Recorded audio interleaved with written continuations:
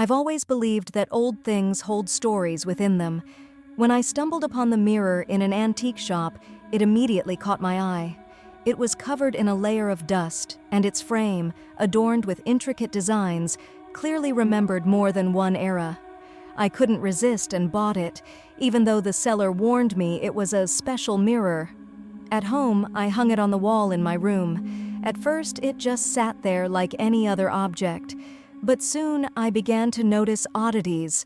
Sometimes, when I looked into the mirror, it seemed my reflection lingered a moment longer than I did.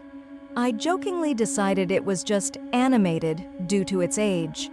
One evening, as darkness fell outside, I decided to spend some time with a book. I sat on the couch, and the mirror was illuminated by the dim light of the lamp.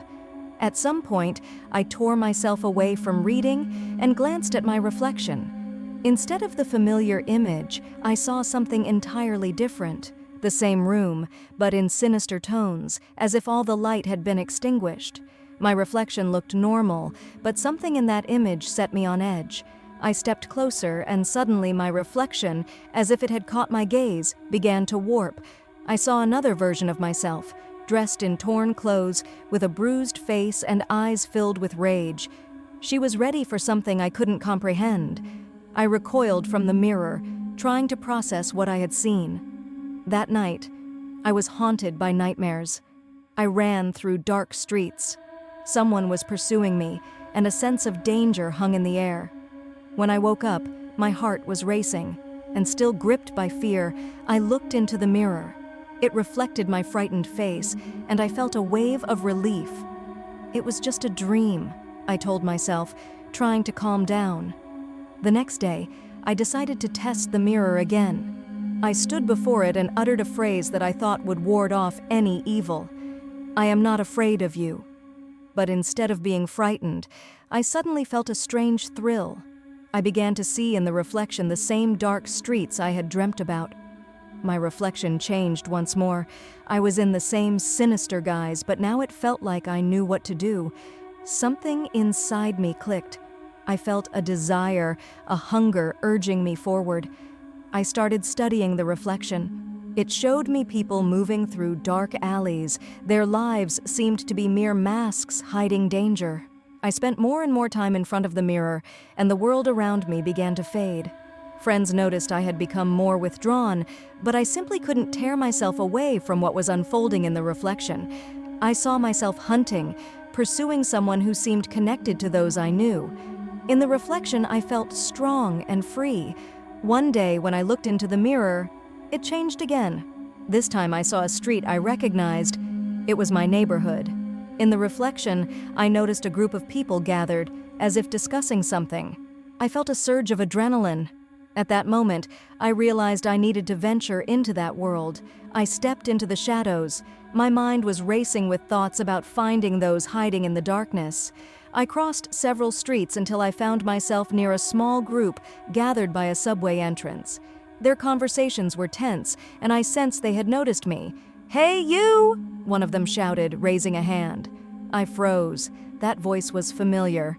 It was my former classmate, Dima. He looked as if life had cornered him. I couldn't believe he was here, yet my heart raced faster.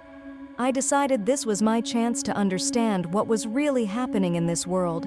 I approached them, gathering my confidence. "What's going on?" I asked, trying to keep my voice as calm as possible.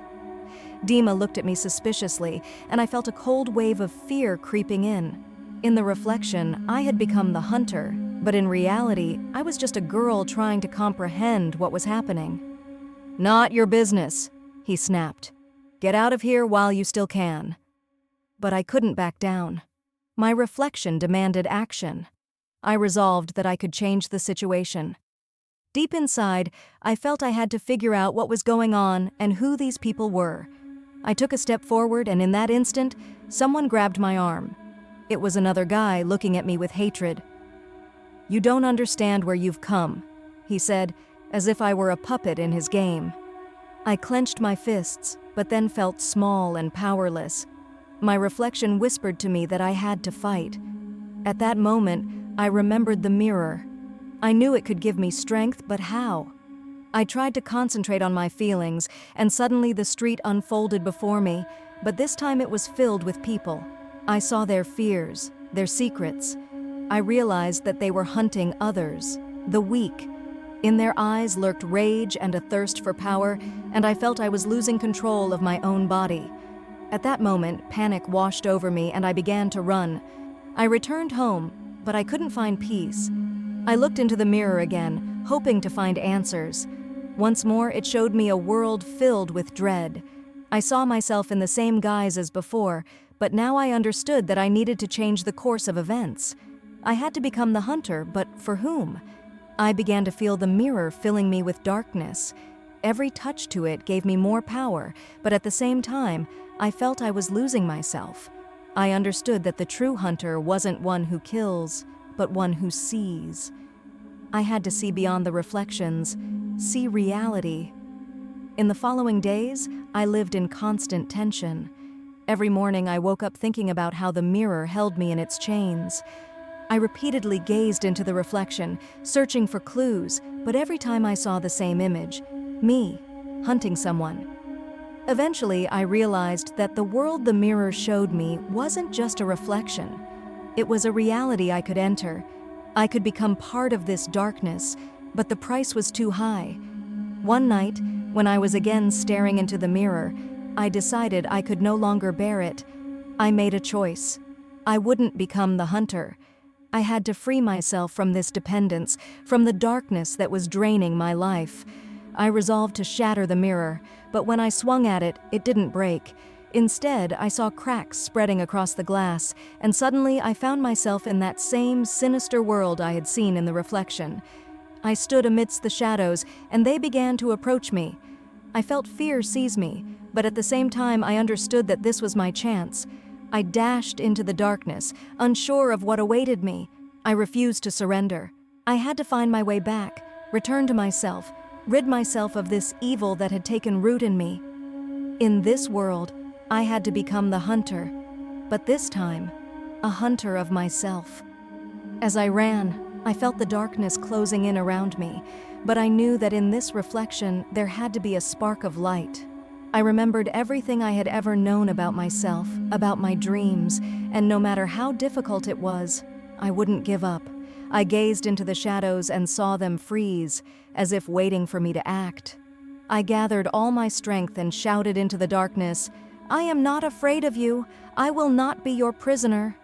And at that moment, I realized that this world couldn't control me. I could change my fears, free myself from them, and return to who I was. And maybe one day I would look into the mirror again, but not as a hunter, but as a free person.